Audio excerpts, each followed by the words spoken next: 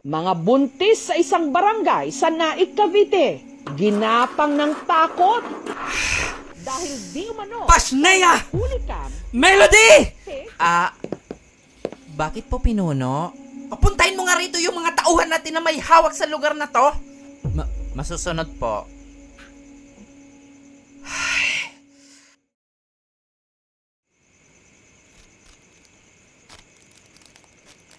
Be, picturean mo nga ako para sa resume ko.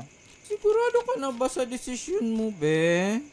Alam mo namang mainit yung dugo ng mga tao sa atin. Pag nalaman nilang may lahi kang aswang, alam mo na. Be, bahala na. Pagod na din ako maging aswang. At saka, may pangarap din ako sa buhay. Ayaw ko namang tumanda na palipad-lipad lang. Basta mag-ingat ka dun, ha? Oo naman. Sige na, be, kunan mo na ako. Papaprint ko pa yan.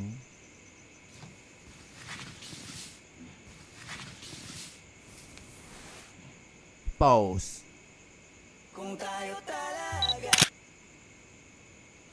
Perfect. Mga be, di ba kayo yung naka-assign sa Cavite? Bakit po?